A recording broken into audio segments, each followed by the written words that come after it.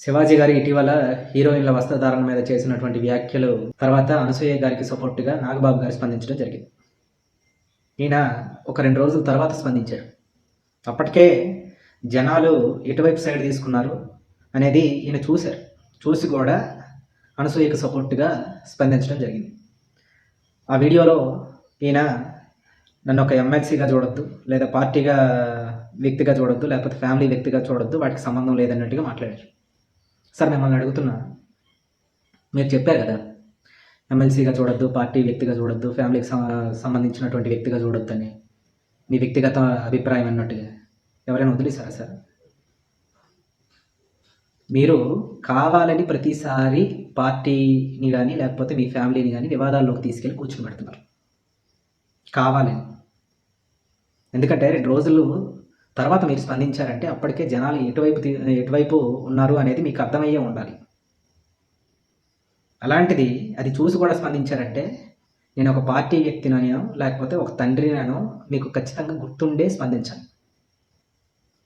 అయినప్పటికీ కూడా అవేవి ఖాతరు చేయకుండా స్పందించారంటే మీరేదో పెద్ద మేధావి అనే అభిప్రాయంలో మీరు ఉండాలి. పోనీ మేధావి అనే అనుకుందాం, ఏమన్నారు? పురుష దురహంకార సొసైటీ అన్నట్టుగా మాట్లాడారు. అదే మేల్ చావనిస్టిక్ సొసైటీ. నెక్స్ట్ పురుషులందరినీ కూడా పిగ్స్ అన్నట్టుగా తిట్టడం మొదలెట్టారు. ఆడవాళ్ళ దగ్గర మెప్పు పొందడం కోసం పురుషులు పెడతారు. ఏం వాళ్ళ ఓట్లు మీకు అవసరం లేదు సార్? ఓన్లీ ఆడవాళ్ళు ఉంటే సరిపోతుందా సొసైటీలో? సొసైటీకి అంటూ కొన్ని నియమాలు ఉంటాయి, మీకు తెలీదా? పైగా రాజ్యాంగాన్ని తీసుకొని ఇందులోకి వచ్చి దాంతో ముడిపెట్టారు. ఏమైనా 3 ఆర్టికల్ కూడా చెప్పారు. Article 14, article 19, article 21. ఆర్టికల్ 14 తీసుకుందాం. ఆర్టికల్ 14 ఏం చెప్తుంది? సమానత్వాన్ని ప్రభుత్విస్తుంది. పురుషులు బయటికి వెళ్ళేటప్పుడు ఆడవాళ్ళలాగే ఇప్పుకొని వెళ్తున్నారా?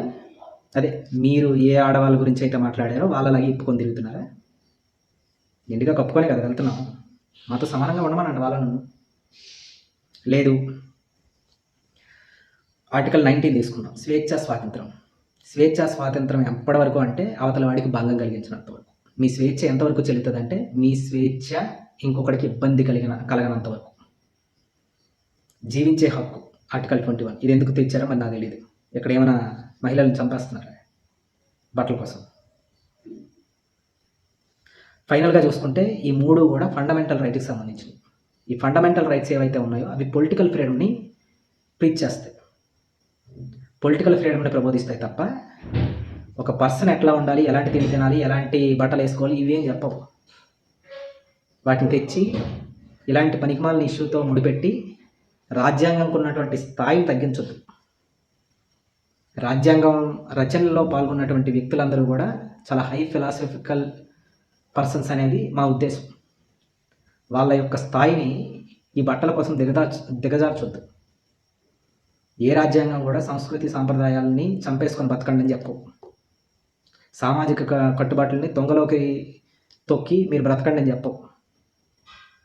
సమాజానికి తగ్గట్టుగా మనం ప్రవర్తించాలి, సమాజానికి తగ్గట్టుగా మనం నడుచుకోవాలి.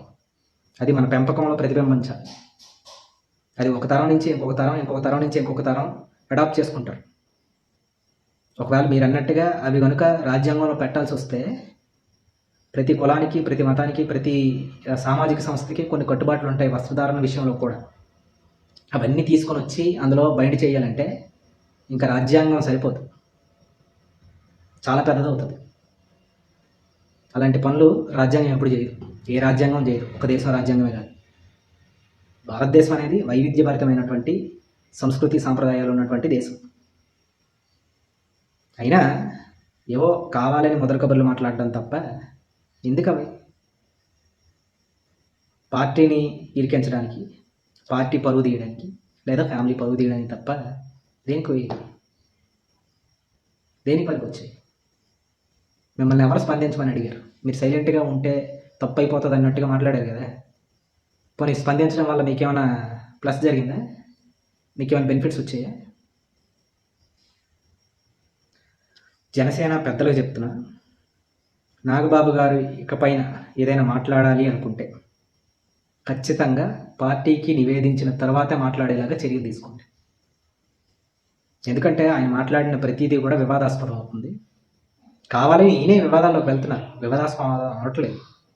వివాదాలకు కోరెళ్తే ఎవడేం చెప్తాడు?